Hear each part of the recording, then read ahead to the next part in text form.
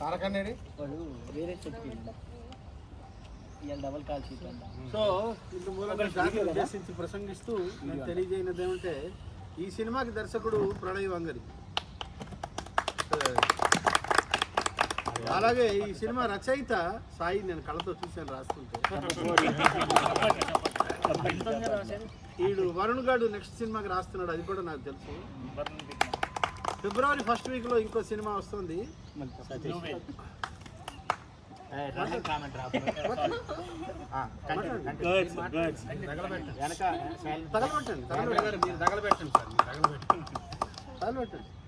కిషోర్ దాస్ గారు sir continue చేస్తారు.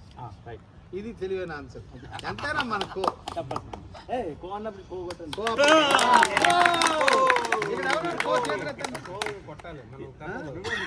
వాళ్ళ పరిపాలనలో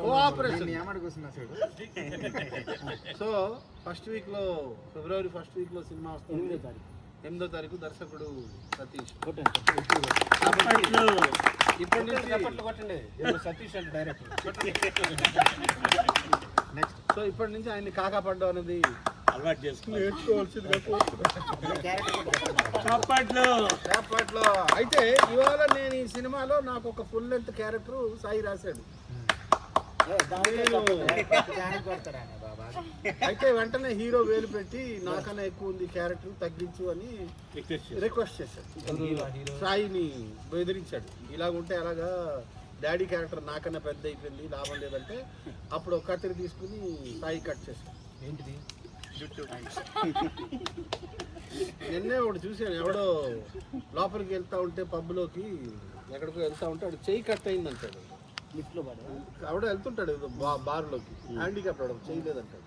వెంటనే ఒక సాయి చాలా ఇంపార్టెంట్. వెంటనే ఒక సాయి వస్తాడు.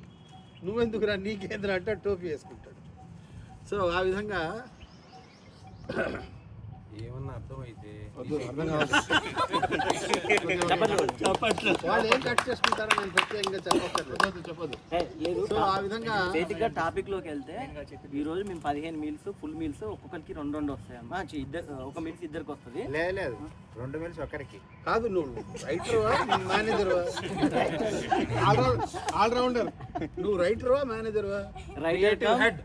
Writer cum management cum boy cum బాబాయ్కులు. అయితే మొత్తానికి నా క్యారెక్టర్ ఎక్కువ అయ్యేసరికి హీరో వేలు పెట్టి డాడీ క్యారెక్టర్ నాకన్నా ఎక్కువ అయిపోయిందంటే సరేలే అని నా క్యారెక్టర్. ఆ తర్వాత మొత్తానికి నా క్యారెక్టర్ ఉందన్న విషయం పాపం మా మచ్చాకి తెలియదు.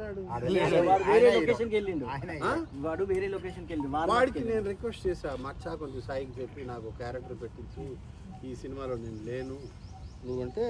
వాడు వచ్చి సాయితో మాట్లాడిన తర్వాత నాకు ఫోన్ చేశాడు. బాబాయ్ నీకు అద్భుతమైన క్యారెక్టర్ ఉంది, నేను చెప్పాను హీరోకి ఈక్వల్ క్యారెక్టర్ నీకు అని తారక్ చెప్పాడు. నేను సాయికి చెప్పాను, సాయి నీకు ఒక క్యారెక్టర్ ఇచ్చాడు అన్నాడు. నేను పరమానంద భరితుడైపోయాను. చాలా ఆనందం వేసింది నాకు. మచ్చా సాయంతో నాకు ఈ సినిమాలో క్యారెక్టర్ వచ్చింది. అదృష్టం, చాలా అదృష్టం, మా అదృష్టం. అందుకే వచ్చే వారం సినిమా ఆయన ఉంది కాబట్టి ఆల్రెడీ కాకా పడడానికి ప్రాథమిక చర్యగా ఆయన కలద్దాలని నీళ్ళేసి క్రీములు వేసి మరకలు పడ్డాయి చూసుకో.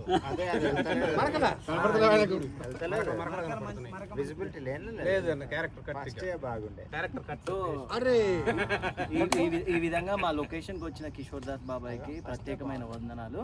ఎందుకంటే మేము చెప్పకుండానే ఆయన మా కోసం వచ్చి లొకేషన్కి ఫుడ్ అవన్నీ తీసుకొని వచ్చి అవి కూడా కిట్ అవి తీసుకొని వచ్చి ఉచితంగా తొడవబడు.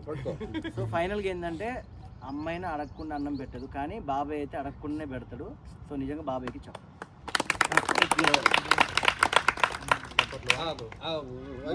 చివరి మాట అయిపోయింది. ఈ సినిమా మంచిగా పూర్తవ్వాలని మా ప్రొడ్యూసర్ అందరూ నటులు తమ పూర్తి డెడికేషన్తో చేయాలని దర్శకుడు